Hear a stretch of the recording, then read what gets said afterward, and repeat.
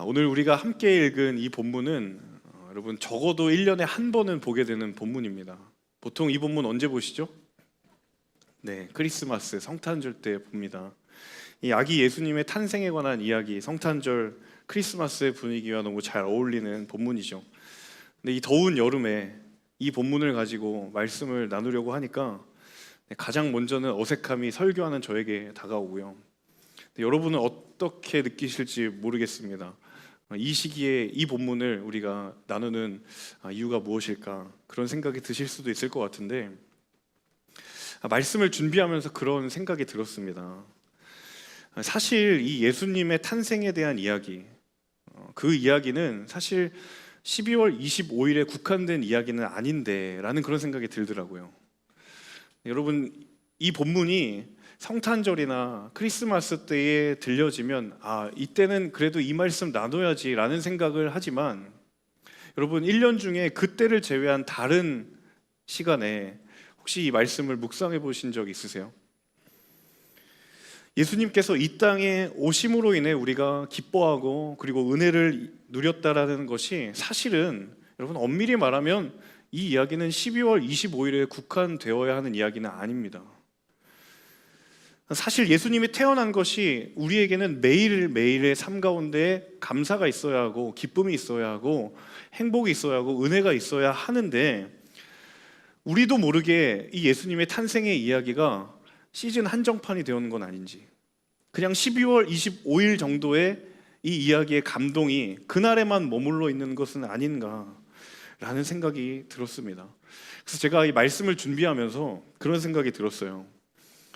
참 저와 여러분 모두에게 뻔하고 익숙한 본문이지만 하나님이 우리에게 메시지를 주실 때 그 영적인 울림만큼은 뻔하지 않기를 원하고 익숙하지 않기를 원합니다. 아멘. 네, 그런 마음으로 말씀을 준비하게 되었어요. 이 시간 제가 간절히 바라고 기도하는 것은 말씀을 전하는 저뿐만 아니라 그 말씀을 함께 듣는 여러분 모두에게도 이 은혜가 있기를 주님의 이름으로 축복합니다. 여러분, 이 예수님의 성육신 사건, 신이 인간의 옷을 입고 인간과 동일한 모습이 되었다라는 사건은 여러분 일반적인 종교학에서도 그리고 어떤 종교에서도 이런 일은 없습니다.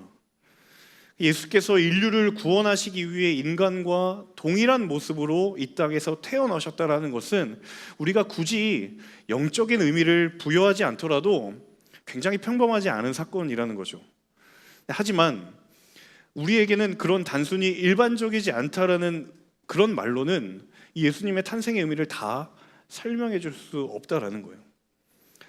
이 시간 함께 우리 방금 읽었던 1절과 5절의 말씀을, 1절부터 5절의 말씀을 다시 한번 함께 읽어보면 좋겠는데요, 자막을 통해서 함께 읽어보도록 하겠습니다. 1절에서 5절입니다. 그 무렵 아우구스투스 황제가 칙령을 내려 전 로마 통치 지역은 호적 등록을 하게 됐습니다. 이것은 구레뇨가 시리아의 총독으로 있을 때 실시된 첫 번째 호적 등록이었습니다. 그래서 모든 사람은 호적을 등록하기 위해 각각 자기 고향으로 갔습니다. 요셉도 갈릴리 나사렛 마을을 떠나 다윗의 마을인 유대 땅 베들레헴으로 올라갔습니다. 요셉은 다윗 가문의 직계 혈통이었기 때문입니다. 그는 약혼한 마리아와 함께 호적을 등록하러 그곳에 갔습니다. 그때 마리아는 임신 중이었습니다. 자, 예수님의 탄생의 이야기는 공간복음 가운데 마태복음과 누가복음에 기록이 되어 있습니다.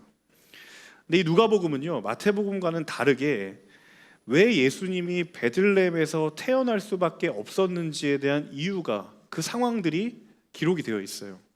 그것이 오늘 방금 읽은 이 본문인데요. 자, 예수님이 왜 베들레헴에서 태어날 수밖에 없었는가라는 이 질문은 바꾸어서 이야기하면 왜 요셉과 마리아가 베들레헴으로 갈 수밖에 없었는가라는 질문과 동일합니다. 자, 여러분 방금 본문에 읽었다시피 이 예수님 시대 당시에는 로마의 황제 아우구스투스가 이 유대 지역을 다스리고 있었습니다. 근데 이 시대에 로마의 제국이 식민지를 통치하는 중요한 방법 중에 하나가 무엇이었냐면 바로 호적을 조사하는 거였어요. 그리고 호적을 조사해서 식민지 백성들이 호적을 다 등록하도록 하기 위함이었습니다. 이스라엘도 당연히 이 로마 제국의 식민지였기 때문에 당연히 그 정책에 따라야 했습니다. 자, 그런데 이 호적 조사에는 로마 제국의 두 가지 목적이 있었어요. 첫 번째는 무엇이냐면 징병의 목적이었어요. 전쟁이 일어났을 때 이 지역에 어떤 사람들이 얼만큼 있는지를 파악해서 징집하기 위한 거였죠. 그 또 한 가지는 세금을 징수하기 위한 거였어요. 식민지에 세금을 부과해서 이 제국의 경제적인 안정성을 보장하려고 했던 거죠.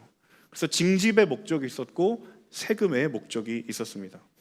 근데 여러분, 당시 요셉의 고향이었던 갈릴리 나사렛, 거기서부터 오늘 예수님이 태어난 베들레헴까지가 대략 직선거리로 한 160km 정도가 됩니다. 그러니까 인간이 하루 동안 쉬지 않고 쭉 걷는 것을 대략 한 20km 정도 잡는다고 하면, 여러분 160km면 최소 며칠이 걸려야 되죠? 8일은 걸려야 됩니다. 자, 건강한 성인이 하루에 20km를 꾸준히 걸어가면 한 8일 정도, 일주일이 넘는 시간이 걸려야 되는데, 지금 상황은 무엇이냐면 요셉 혼자 거기에 가야 하는 것이 아니라 누구와 함께 간다고요? 마리아와 함께 가는 거예요. 근데 마리아가 지금 무슨 상황입니까? 임신한 상황이에요.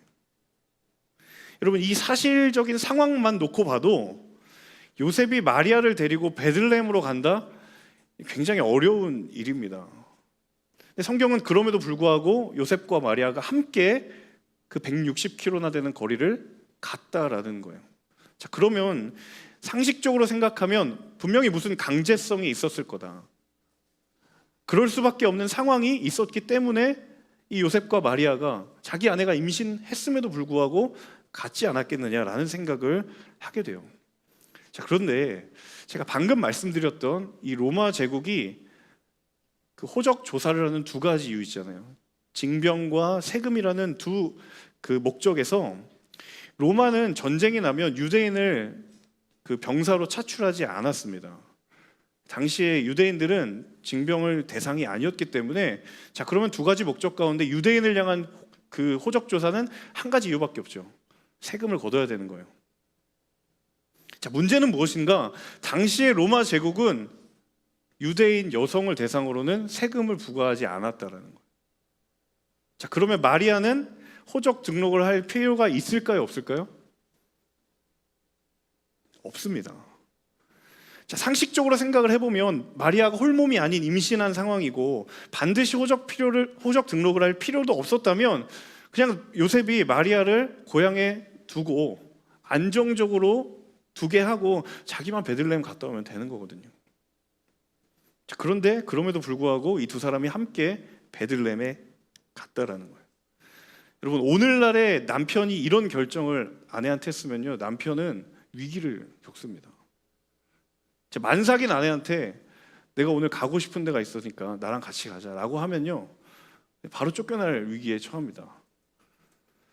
아마 그 남편은 아마 사회적으로 매장당했을 거예요. 그게 기사화되면 바로 댓글에 엄청난 악플이 달릴 수밖에 없죠. 자, 그러면 여기에 무언가 본질적인 의미가 더 있다라는 거예요. 근본적인 의미가. 상황적으로 그럴 수밖에 없었던 것보다 뭔가 더 근본적인 의미가 이 가운데 있다라는 거죠. 이 상황에 대해서 성경이 무슨 단서를 주고 있느냐? 자, 구약 성경에 보시면 이 상황을 해석할 수 있는 대단히 결정적인 힌트가 있습니다. 바로 구약 성경 미가 5장 2절의 말씀인데요.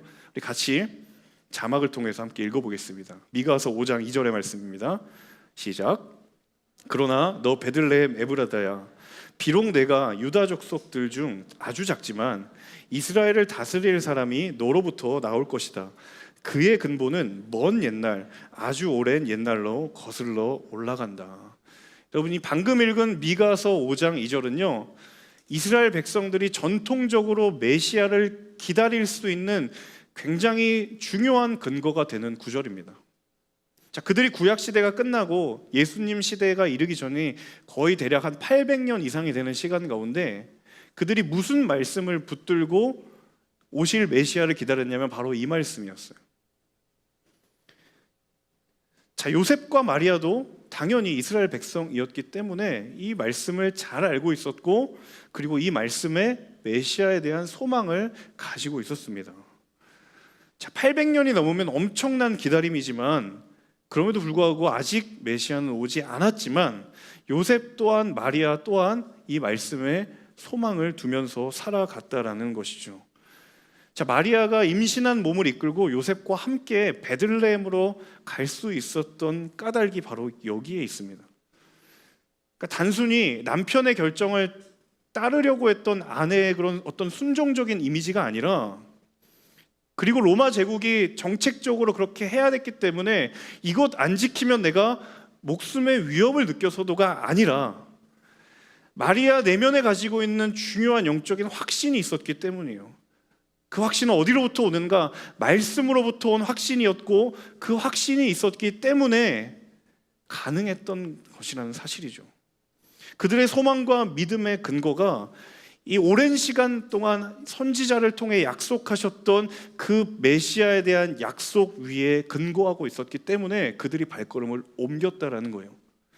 여러분, 그러므로 하나님의 사람은 말씀 위에 삶의 근거를 두는 줄로 믿습니다. 하나님의 사람은 말씀 위에 근거를 둔다라는 거예요. 같이 한번 따라해 볼까요? 하나님의 사람은 말씀 위에 삶의 근거를 둔다.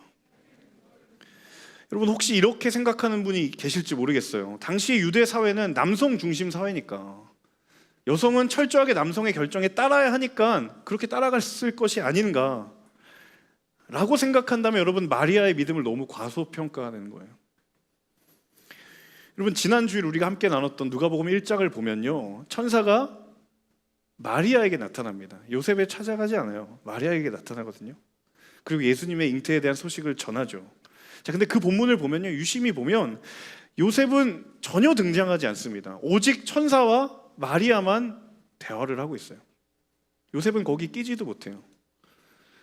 무슨 이야기인가? 자, 마리아가 여성이라고 하는 그런 사회적인 약자의 지위도, 그리고 자신이 임신해 있다라는 그런 상황조차도 그 말씀에 근거한 삶의 능력을 막을 수 없다는 사실입니다. 여러분, 이 사실을 믿으십니까? 하나님의 말씀에 근거한 마리아의 삶이었기 때문에 그를 둘러싸고 있는 수많은 상황들도 그가 행동하고 결정하는 것을 막을 수 없었다라는 것입니다.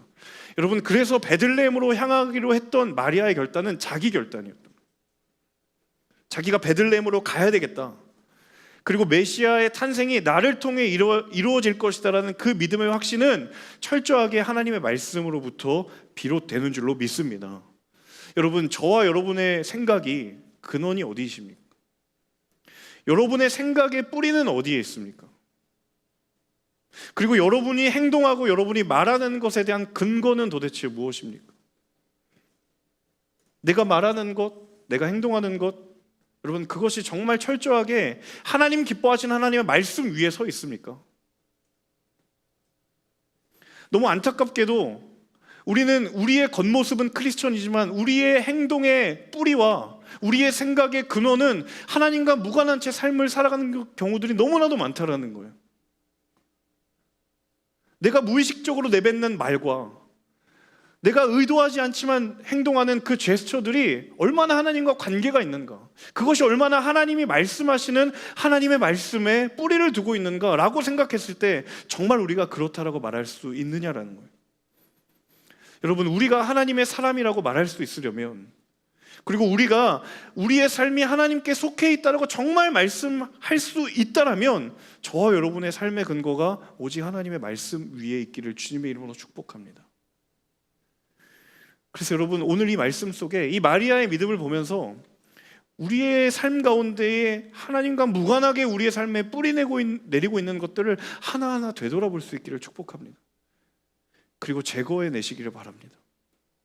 그리고 다시 심을 수 있기를 바랍니다. 하나님이 말씀이 우리의 삶의 모든 행동의 근거가 된다면 여러분, 임신한 상황도, 그리고 자신이 여성이라는 그 사회적인 약자의 지위도 마리아는 결단의 이유가 되었다는 사실입니다. 이어서 6절, 7절의 말씀 같이 한번 읽어볼까요? 6절과 7절입니다. 함께 읽습니다. 그들이 그곳에 머무르는 동안 해산할 때가 돼 마리아는 첫 아들을 낳고는 아기를 천으로 싸서 구유에 눕혔습니다. 여관에는 그들이 들어갈 빈방이 없었기 때문입니다. 여러분, 이 장면 주일학교 다니시는 분들은 연극의 단골 소재죠. 성탄절 연극하면 목자가 이렇게 목자 분장을 하고 있고 천사가 나타나서 그런 장면들을 우리가 떠올리는데요. 저도 주일학교 때 이 목자를 해봤습니다. 지팡이 들고 연극을 해봤는데, 여러분, 과거에 저는 이 본문을 읽을 때마다 이 크리스마스의 몽글몽글한 분위기에 말구유에 누워서 새근새근 자고 있는 아기 예수님의 모습을 많이 떠올렸어요. 우리 또 뭐 엽서라든지 크리스마스 카드라든지 그런 데 보면 그런 이미지들로 가득 차 있잖아요.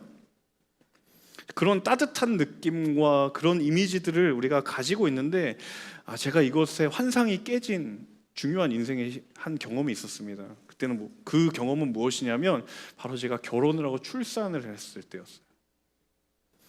여러분, 실제 그 엄마가 아이를 낳는 출산의 과정은요, 그렇게 낭만적이지 않아요.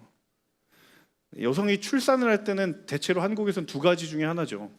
자연분만을 하거나 아니면 수술을 해서 낳거나. 오랜 진통 끝에 아이를 낳는 자연분만을 택하거나 아니면 그 고통이 싫어서 그냥 수술을 받는 경우가 있죠. 저희 집에 첫째와 둘째가 다 수술을 통해서 낳았어요. 그래서 막 제 그 드라마에 보면 아내가 진통을 못 이겨서 남편 막 머리채를 잡고 이런 장면들 있잖아요. 저는 감사하게도 제 머리가 보존되었어요.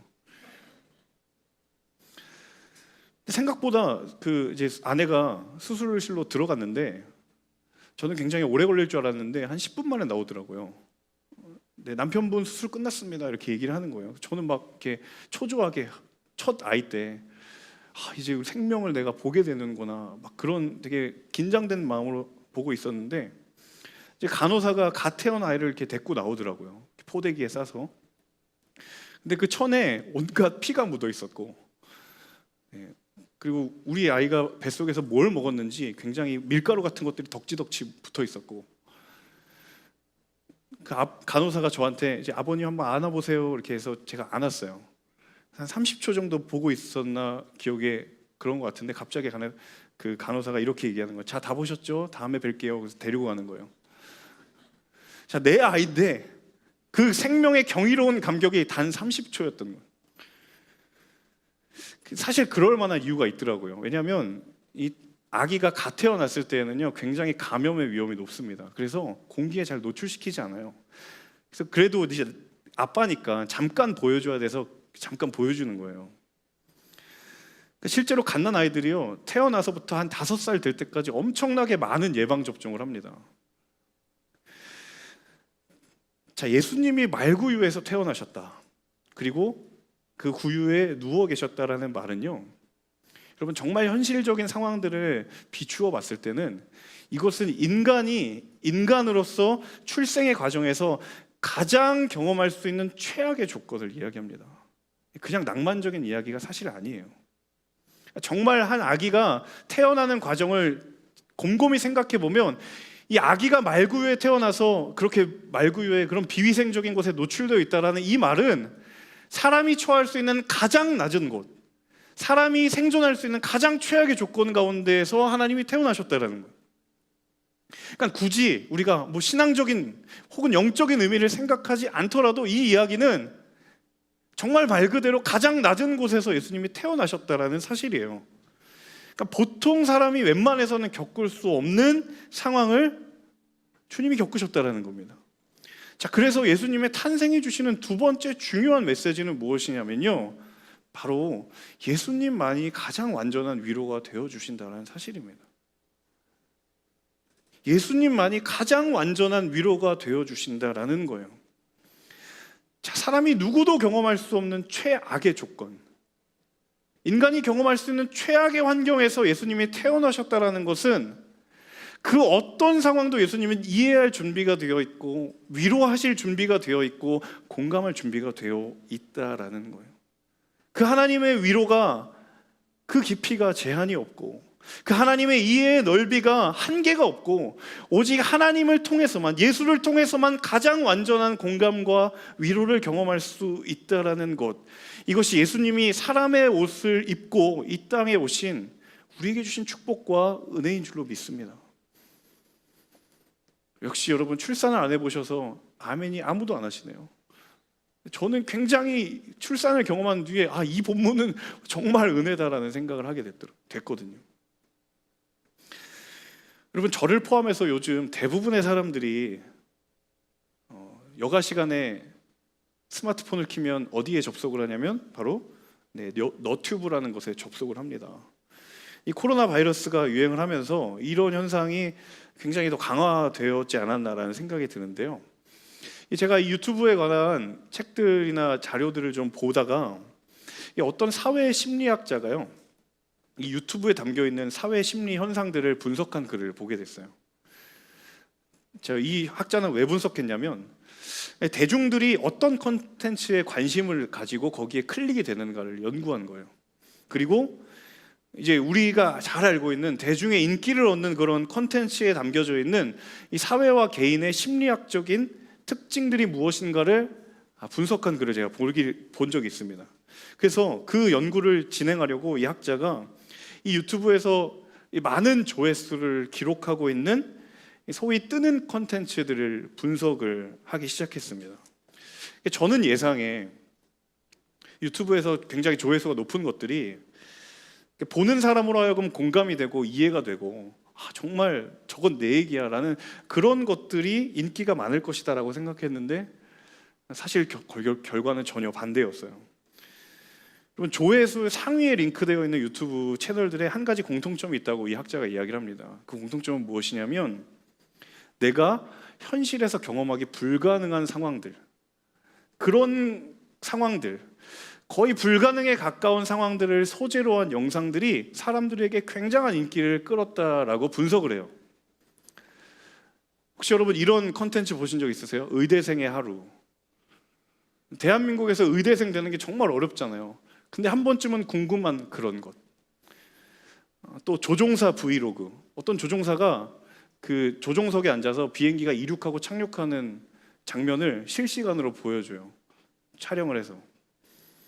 웬만한 평범한 사람들이 볼 수 없죠. 또 어떤 컨텐츠가 있냐면 1200만 원 명품 하울. 저 하울이라는 단어를 이번에 처음 알았어요. 이게 명품을 이제 자신이 구매하는 그런 행위들, 그게 하울이라고 하더라고요.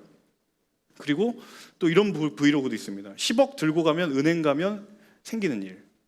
10억을 들고 은행 가면 그 은행 직원들이 어떤 액션으로 나를 만져주는가.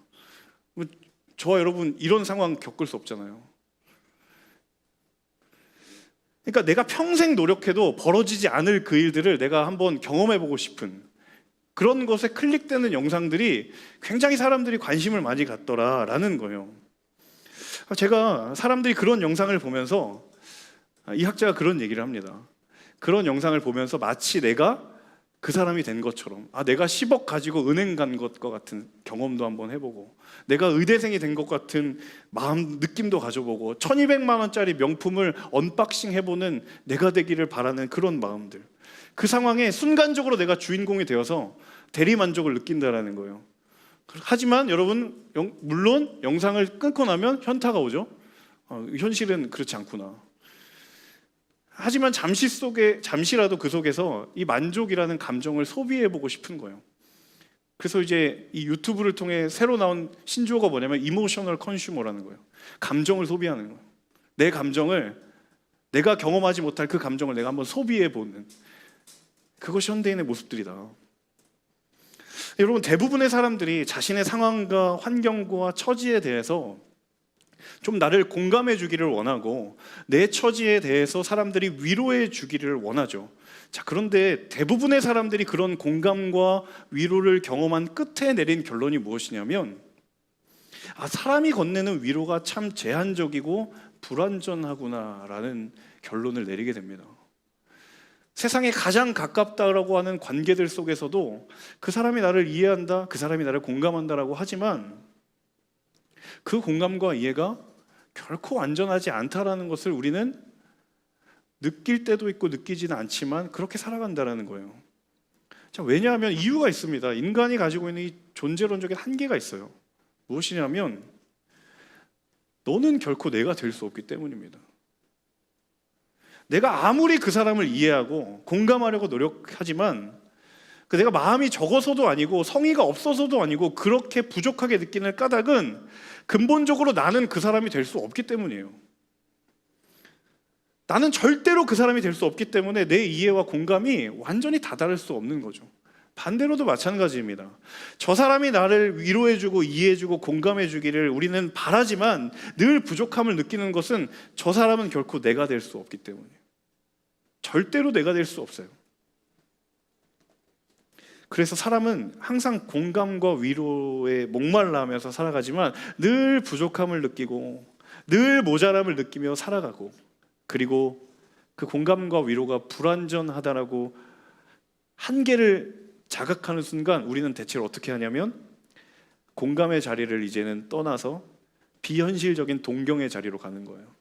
저는 유튜브에 이런 영상들이 인기를 얻는 것은 우리에게 공감의 마음들, 공감을 향한 갈망들이 있지만 이게 채워지지 않으니까 오히려 정반대의 편으로 가서 차라리 비현실적인 세계로 내가 잠시라도 들어가 내가 좀 위로받고 싶지 않나, 그런 생각들을 해보게 되는 거예요. 자, 그런 우리의 연약한, 그런 우리의 한계적인 상황 가운데 예수님이 인간의 모습을 입고 가장 낮은 곳에서 태어나셨다는 것은 무엇일까? 우리가 마주할 수 있는 어떠한 상황적인 한계도, 우리가 마주할 수 있는 어떠한 한계적인 상황들도 예수님을 통해서만큼은 완전히 해석될 수 있고 온전히 이해될 수 있는 줄로 믿습니다. 여러분, 이것이 주님의 태어나심이 우리에게 주시는 소망과 위로인 줄로 믿습니다. 여러분, 예수님을 통하면 완전한 공감이 있고 온전한 위로가 있다는 사실이에요. 여러분, 혹시 무의식적으로라도 이 가운데 사람의 위로에 여전히 목말라고 절대적으로 그것이 절대라고 생각하면서 살아가시는 분들이 혹시 계실까요? 내가 사람 없이는 못 살겠다라고 혹시 내면에 그런 생각 가지면서 살아가시는 분이 있지 않을까요? 여러분, 축복합니다. 오늘 우리의 위로의 무게중심이 사람에서 하나님께로 옮겨질 수 있기를 원합니다. 여러분, 그 자리가 메마르면 아무리 다양한 채널과 경로를 통해서 나를 채운다 한들 그것은 여전히 메마른 땅이 될 수밖에 없다는 사실입니다. 주님이 아닌 것이 우리에게 일시적인 위로를 줄 수 있습니다. 하나님이 아닌 것이 우리를 향한 순간적인 공감이 될 수 있습니다. 하지만 여러분, 그것이 결코 영원하지 않음을 꼭 기억하셔야 합니다. 저와 여러분의 영혼의 골방에서 예수님을 만나는 경험이 회복되어야 돼요. 세상과 나는 간 곳 없고 구속한 주만 보이는 그 경험이 있는 사람은 사람의 위로의 존재에 일희일비하지 않는 줄로 믿습니다. 하나님과의 만남이 끊임없이 솟아오르는 생명샘과 같은 그 은혜의 경험을 하는 사람들은 비록 사람의 은혜가 메마른 자리라 하더라도 결코 무너지지 않는 줄로 믿습니다.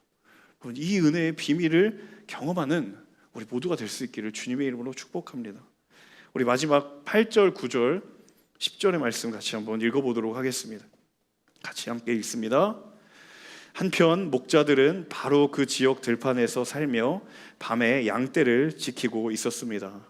주의 천사가 그들 앞에 나타나 주의 영광이 그들을 환하게 둘러 비추니 그들은 너무나 두려웠습니다. 천사가 말했습니다. 두려워하지 마라. 보아라, 내가 모든 백성에게 큰 기쁨이 될 좋은 소식을 너희에게 알려준다. 자기 예수님이 태어났던 그 순간에 오늘 본문에 따르면 그 소식을 가장 처음 접한 사람이 누구였냐면 바로 목자들입니다. 우리가 성경을 배경으로 한 이미지나 혹은 어떤 그림들에게 익숙해서인지 보통 목자라고 하면 우리 머릿속에는 굉장히 선하고 어질고 양을 옆에 끼고 굉장히 바라만 봐도 은혜가 될 것 같은 그런 이미지들이 우리에게 굉장히 많이 있는데요. 근데 실제로 예수님 시대의 목자는요, 그런 이미지와는 정반대였다라고 합니다. 일단 이 목자는요, 유대 사회에서 가장 천한 직업군입니다. 3D 직종 중에 하나였어요. 그래서 어느 정도로 천했는가, 이 법적으로는 죄인이라고는 하지 않지만 사회적으로 거의 죄인에 가까운 사람들이 목자였어요. 그래서 이 목자라는 사람들에게 붙는 타이틀이 어떤 타이틀이냐면 부정직한 사람들, 도박 좋아하는 사람들, 거친 사람들, 욕먹어도 싼 그런 사람들, 이게 목자들, 당시의 목자라는 직업을 가진 사람들이 가진 이미지였다라는 거예요. 자, 그리고 실제로 목자인 사람들은요, 굉장히 거칠고 공격적인 성향이 강할 수밖에 없었다라고 합니다. 왜냐하면 대부분의 일생의 시간들을 양과 가축들과 광야에서 보내요. 자, 그러면 맹수의 공격을 막아야 되고 도적의 공격을 막아야 되기 때문에 굉장히 거친 이미지라는 거예요. 언제라도 즉각적으로 동물과 싸울 수 있는, 언제라도 그 도적과 싸울 수 있는 그런 약간 전투적인 그런 이미지가 사실 목자의 이미지였다라고 합니다. 자, 그래서 요한복음 10장에서 예수님이 나는 선한 목자다라고 이야기하면요, 사실 이건 굉장히 아이러니한 표현입니다. 어울릴 수 없는 말이에요. 자, 목자들의 인생이 그런 거예요. 내가 어떤 도움이 필요한 상황이 되었을 때 이 사람들은 사회적으로 철저하게 거의 격리되다시피 한 사람이기 때문에 그들의 삶이 어렵고 힘들어도 내가 어떤 도움의 상황에 처한다 하더라도 누군가에게 내가 나를 도와달라고 말하는 것 자체가 거의 불가능에 가까운 삶을 사는 사람들이에요. 내 상황을 누구에게 이야기를 하고 나를 도와달라고, 나를 위로해달라고 말할 수 없는 사람들이 목자라는 사실이죠. 그러니까 일방적으로 사회적인 거리두기를 할 수밖에 없는 그런 사람들이에요. 그러니까 그들이 위로받으려면 누가 먼저 다가가 주지 않는 이상은 절대로 위로받을 수 없는 사람들이라는 사실이죠. 자, 그런데 오늘 본문은 그런 목자들에게 이 아기 예수의 탄생이 가장 먼저 전해졌다는 사실입니다. 복음은요, 내가 다가간 것이 아니라 나에게 다가온 것이에요. 목자들에게 전해진 그 예수님의 소식은 복음이 무엇인지를 설명해 줍니다. 복음은 내가 다가간 것이 아니라 복음이 나에게 다가온 것이에요. 목자들은 아무리 노력해도 그 기쁜 소식을 자신의 힘을, 자신의 노력으로 다가갈 수 없어요. 천사가 나타나서 가장 먼저 그들에게 소식을 전해주었다는 사실은 복음이란 그런 거라는 거예요. 평생을 사회적인 죄인으로 낙인 찍히고 어떤 공동체에서 속할 수 없고 누군가 나에게 다가와 주지 않는 이상 나는 내가 다가간다는 것 자체를 상상할 수 없는 그런 인생 가운데 가장 먼저 예수의 탄생이, 유대 사회에서 수많은 유대인들이 기다렸던 그 메시아의 탄생 소식이 그들에게 가장 먼저 전해졌다라는 사실은, 여러분, 복음이 그래서 기쁜 소식이고 복음이 그래서 누구에게도 차별이 없다라는 사실입니다. 여러분, 이것이 주님께서 우리에게 주신 은혜의 선물, 복음의 능력인 줄로 믿습니다. 여러분, 우리의 삶에 우리가 원하는 것 가운데 어떤 것도 여러분 생각을 해보면 내가 다가가지 않는 이상 먼저 나에게 다가오는 거 없어요. 여러분이 가지기를 원하는 것, 여러분이 취하기를 원하는 상황들이나 어떤 사회적인 자리들 곰곰이 하나하나 생각해 보세요. 그것이 먼저 나에게 다가온 적이 있습니까? 아니요, 그렇지 않아요. 항상 내가 노력을 해서 다가가야 돼요. 항상 내가 무언가를 그것에 맞는 자격을 만들어서 다가가야 그때 내가 줄 수 있고 그때 내가 경험할 수 있어요. 근데 복음이 복음인 것은 우리가 어떠한 상황이라 하더라도 복음이 먼저 우리에게 다가와 줬기 때문에 우리에게는 자격이 필요 없고 우리에게는 상황이 필요 없고 우리에게는 환경이 필요가 없다라는 사실입니다. 여러분, 하나님께서 우리의 삶 가운데 다가오신다면 그것이 곧 자격이 되고 그것이 곧 이유가 되는 줄로 믿습니다. 세상에 수많은 우리가 얻기를 원하는 것들이 자격과 이유를 우리에게 요구할 때에 복음이 복음일 수 있는 이유는 우리에게 하나님을 통하여 그 하나님이 우리에게 자격이 되셨고 하나님을 통하여 그것이 우리에게 이유가 되셨기 때문에 그것을 우리가 누구도 제한이 없이 누리게 되고 그것을 경험하는 은혜가 저 여러분 가운데 있는 줄로 믿습니다.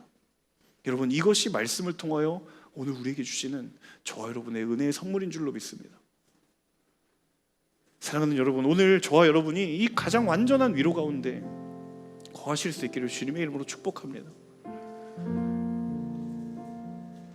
저 또한 마찬가지고요, 여러분도 마찬가지고, 우리는 늘 위로받기를 원하고 공감받기를 원하고 격려받기를 원하죠. 사람의 위로와 격려와 공감이 무의미하다라는 이야기를 절대로 드리는 것은 아닙니다. 하지만 거기에 목매는 순간 거기에 하나님이 계실 자리는 없다라는 사실입니다. 여러분, 사람이 내 옆에 존재하기 이전에 이미 하나님께서 먼저 우리에게 찾아와 주셔서 가장 완전한 위로가 되어 주셨고 가장 온전한 공감이 되어 주셨는데, 우리가 그것에 회복됨을 느끼지 못하고 우리가 그것에 온전케 됨을 경험하지 못한다라고 한다면, 여러분, 그건 너무도 불행한 일이 아닐까. 어쩌면 정말 너무도 당연하고 뻔한 본문을 왜 오늘 우리에게 주셨는가라고 묵상한 그 말씀의 시작의 결론은 이것이 아닐까. 하나님 나에게 위로가 되어주시고 하나님 나를 찾아와 주셔서 다시 한번 내가 그 골방에서 만났던 하나님의 은혜를 경험하기를 원하는 하나님의 마음이 우리 가운데 심기워지기를 원하는 주님의 마음, 주님의 은혜인 줄로 믿습니다. 여러분, 이 한 주간 살아가실 때 주께서 우리에게 찾아와 주신 그 이유가 여러분 교리가 되지 않기를 원하고요, 지식이나 정보가 되지를 않기를 원합니다. 온전히 생명의 능력이 되는 복된 믿음의 발걸음 되실 수 있기를 주님의 이름으로 축복합니다.